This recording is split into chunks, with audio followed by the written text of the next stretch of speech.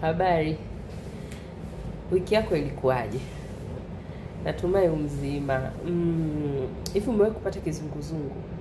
Kizunguzungu kikali kinachokufanya unashindwa hata kusimama au unashindwa kutembea au kufanya shughuli zako za kila siku. Kizunguzungu kinaweza kikaja kile chenye hali ya kuleta kutapika kabisa.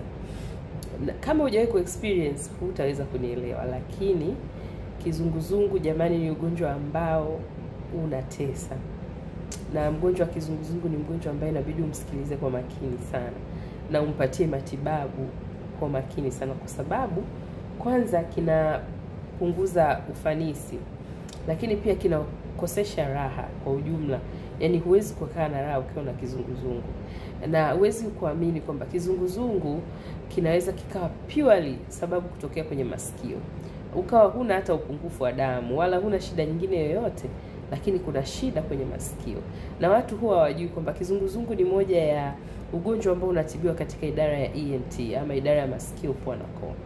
Sasa ukitaka kujua zaidi na kufahamu masikio yakiwa na shida gani, ndio utaweza kupata kizunguzungu. Na mbeleni zaidi nitaelezea matibabu ya kizunguzungu. Yako mazoezi ambayo unaweza kuyafanya hata ukiwa nyumbani pale unapopata kizunguzungu kikali sana, ikiwa sababu ni kwenye masikio. Na hiyo aina ya kizunguzungu pia nitaelezea. Nenda pale YouTube, sikiliza, nimetoa somo kuhusu kizunguzungu. Usiache kusambazia ndugu, jamaa na marafiki, lakini usiache kusubscribe ili tuendelee kufuatana pamoja kwenye masomo mengine mengi ambayo nitakuwa nayatoa yanayohusiana na masikio, pua na koo. Nakutakia weekend njema. Asante.